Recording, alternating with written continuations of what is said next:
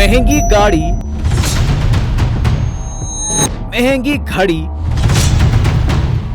महंगा चश्मा, विदेशी कुत्ते और हथियारों से लैस बॉडीगार्ड, ऐसा माफिया डॉन वाला लग्जरी लाइफस्टाइल अक्सर फिल्मों में देखने को मिलता है। लेकिन उत्तर प्रदेश का एक ऐसा ही माफिया डॉन है जिसकी पूरी लाइफ फिल्मी है। उसके जुर्म की दुनिया में पैर रखने से लेकर उसके फरार होने तक में थ्रिल है, सस्पेंस है और एक्शन भी है। इस कुख्यात गैंगस्टर का नाम है बदन सिंह बद्दो, जिसकी पर्सनालिटी, रौब, रुतबा और पैसा देखकर हर कोई उसके जैसा आलीशान जिंदगी जीने का चाहत रखता है। लेकिन बद्दो का जीवन जितना ऐशो आराम और लग्जरी वाला लगता है उतना है नहीं। उसे हर वक्त चौकन्ना रहना पड़ता है। कई बॉडीगार्ड से घिरे रहने के बावजूद जान का खतरा हमेशा रहता है, फिर चाहे उसे खतरा अपने दुश्मनों से हो या फिर वर्दी वालों से।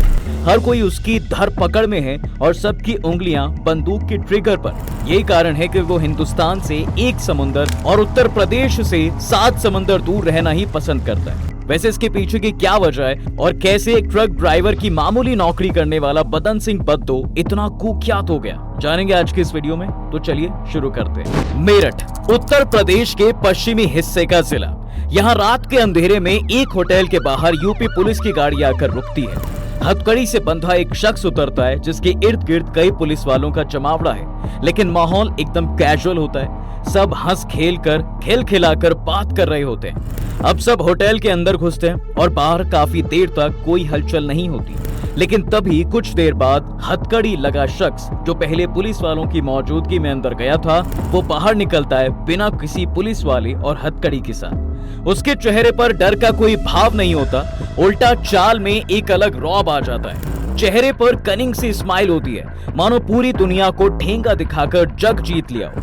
तभी एक कार होटल के बाहर आती है, वो उसमें बैठता है और कहीं चला जाता है। इधर इस घटना का होना ही था कि ये बात पूरे सूबे में आग की तरह फैल जाती है। पुलिस महकमा सत्ते में आ जाता है और अधिकारियों के हाथ पैर फूल जाते हैं। यूपी के हर जिले, हर शहर, हर इलाके में सायरन के साथ वाली वर्दी घूमने लगती है। पुलिस की गाड़ियां इस छोर से उस छोर दौड़ती नजर आती हैं। लोगों को उठा उठाकर जेल में उनसे तफ्तीश शुरू होती है और ये तफ्तीश कई सालों से अभी तक जारी है। वैसे ये सब किसी क्राइम फिल्म का प्लॉट नहीं है, ये उत्तर प्रदेश के कुख्यात गैंगस्टर बदन सिंह बद्दो का कारनामा है, जो एक ट्रक ड्राइवर की मामूली नौकरी से जुर्म की दुनिया का बेताज बादशाह बना, जिसके सपने आज तक पुलिस वालों के जहन में खौफ पैदा करते हैं। बद्दो 2019 से फरार चल रहा है। गिरफ्तारी के लिए Uttar Pradesh police, UP STF ने अपनी पूरी ताकत झोंक रखी है। लाखों का इनाम उसके सिर घोषित है, लेकिन बद्दो को पकड़ना तो दूर, इतने सालों में उसका साया तक कोई छू नहीं पाया है। ऐसे में ये सवाल हर किसी के मन में है कि आखिर कौन है बदन सिंह बद्दो और कहां गया बद्दो। अब ये जानने के लिए पहले थोड़ा बद्दो के अतीत और हिस्ट्री शीट को तफसील से समझते हैं, जिसके लिए हमें कुछ दशक पीछे जाना है। 1970 का वक्त था जब बदन सिंह बद्दो के पिता चरण सिंह जालंधर से अपना सारा सामान समेट रहे थे और अपने लिए एक नई छत तलाश रहे थे। ऐसे में उन्हें उत्तर प्रदेश के मेरठ में सिर छिपाने के लिए जगह मिलती है। हालात काफी तंग चल रहे थे। ऐसे में परिवार का पेट पालने के लिए उन्होंने एक ट्रक ड्राइवर के तौर पर काम करना शुरू किया। उन्होंने खूब मेहनत की, रात भर ट्रक चलाया जिससे उनका परिवार पल सके। ऊपर वाले ने इसका परिणाम दिया और फिर धीरे धीरे करके वो खुद एक ट्रांसपोर्टर बन गए। बद्दो अपने सभी भाइयों में सबसे छोटा था। उसके 7 भाई थे, लेकिन बद्दो का पढ़ाई लिखाई में ज्यादा मन नहीं लगता था। वो 8वीं तक स्कूल गया और फिर उसने कभी भी वहां का रास्ता देखा नहीं। ऐसे में उसने बेहद कम उम्र में ही अपने पिता का हाथ बटाना शुरू कर दिया। वो अपने पिता के साथ ट्रक पर चढ़ गया और उन्हीं के साथ यहाँ वहां जाने लगा। लेकिन चंचल मन का बद्दो ट्रक में भी ज्यादा दिन टिक नहीं पाया। उसका यहाँ जी नहीं लगा तो उसने अपना सारा रास्ता खुद बनाना शुरू कर दिया। अपने इलाके में यहाँ वहाँ घूमने लगा और इस दौरान वो अपने इलाके के कई बदमाशों के संपर्क में भी आया। कई कुख्यात अपराधियों के साथ उसका उठना बैठना बेहद आम हो गया, जिनकी मदद से उसने शराब के कारोबार में हाथ आजमाया।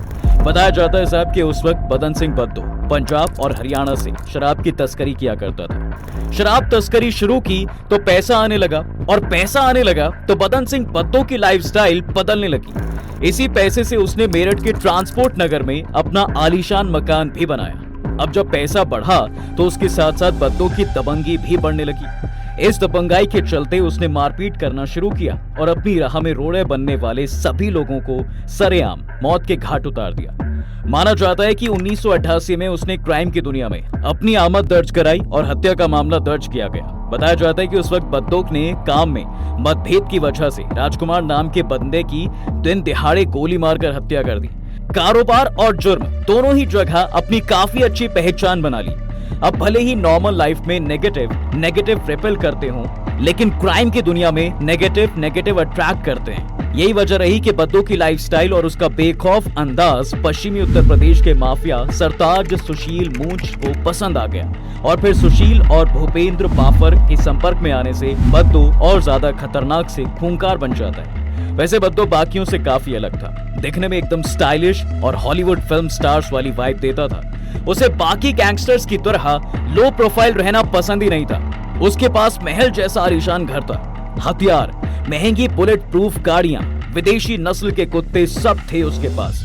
ब्रांडेड कपड़े और जूतों का तो उसे जबरदस्त चस्का था साहब। विदेशों में घूमना भी उसका बहुत बड़ा शौक था। इसी दौरान बदन सिंह बद्दो की मुलाकात जैस्मीन नाम की एक लड़की से हुई। थोड़ा समय साथ में बिताया तो समझ में आया कि जिंदगी भर साथ निभाया जा सकता है। ऐसे में दोनों ने शादी करने का फैसला किया। दोनों के 2 बच्चे हुए, एक बेटा सिकंदर और एक बेटी। अब बद्दो फैमिली मैन था जिसका हंसता खेलता छोटा सा परिवार था। पैसे की भी कोई कमी नहीं थी, लेकिन वो कहते हैं ना, आदमी अपनी आदतें बदल सकता है लेकिन फितरत नहीं। ऐसा ही कुछ हुआ बद्दो के साथ। अपराध करना अब उसकी फितरत बन गया था, इसलिए उसने अब ज्यादा पैसों और अपने फायदों के लिए नामी लोगों को मौत के घाट उतारना शुरू कर दिया। इसी कड़ी में उसने साल 1996 में एक वकील की हत्या को अंजाम दिया। साल 2011 में उसने मेरठ जिला पंचायत के सदस्य संजय गुज्जर का मर्डर किया और ये तो बस शुरुआत थी। इसके बाद साल 2012 में उसने एक केबल नेटवर्क के मालिक पवित्र मैत्रेय को भी मौत के घाट उतार दिया, जिसकी वजह से उसके खिलाफ यूपी के बाहर भी लूट, डकैती और जमीन कब्जाने के मामले दर्ज होने लगे। इसी के साथ मेरठ के राजेश दीवान से 2 करोड़ की रंगदारी मांगने और धमकी देने के मामले में बद्दो के खिलाफ परतापुर और लालकुर्ती थाने में मुकदमे दर्ज हुआ।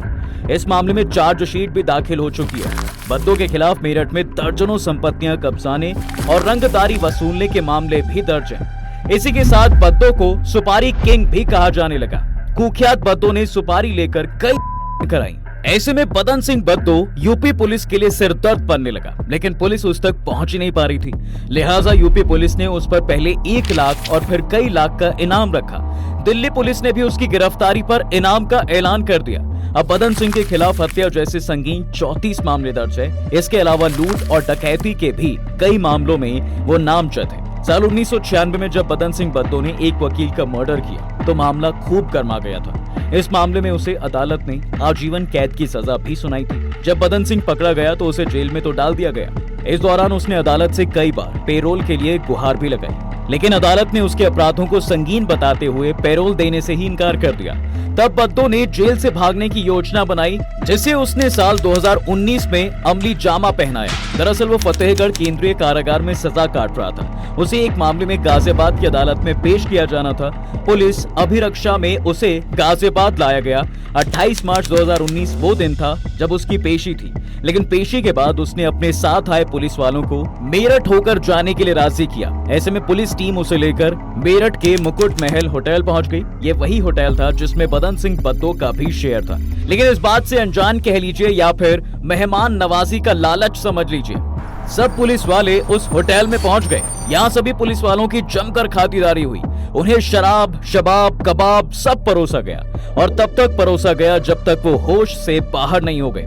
टीम में शामिल आधा दर्जन पुलिस कर्मियों ने इतनी शराब पी ली कि वो नशे में ही धुत हो गए। इसी दौरान बद्दो ने होटल वालों की मदद से खुद को छुड़वाया और वहां पहले से लाई गई एक काली लग्जरी कार में फरार हो गया। वो दिन था और आज का दिन है साहब। बद्दो अभी तक फरार ही चल रहा है। उसका कोई भी सुराग पुलिस के हाथ नहीं लग पाया है। हालांकि बद्दो के भाग जाने के बाद पुलिस महकमे में ही कई लोगों की गर्दन नप गई। होटल के मालिक सहित 19 आरोपियों को गिरफ्तार किया गया। सभी पर बद्दो को भगाने का आरोप था।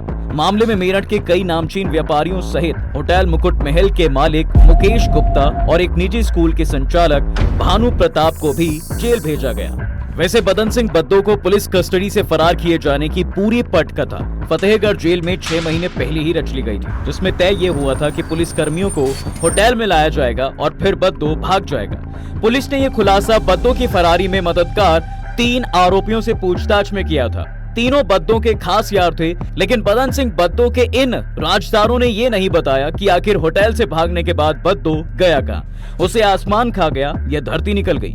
मगर सूत्रों से मिली जानकारी के मुताबिक साहब ये कयास लगाए जाते हैं कि फरार होने के बाद बद्दो नेपाल के रास्ते विदेश भाग गया। यही वजह है कि उसका कोई सुराग पुलिस को आज तक नहीं मिल पाता।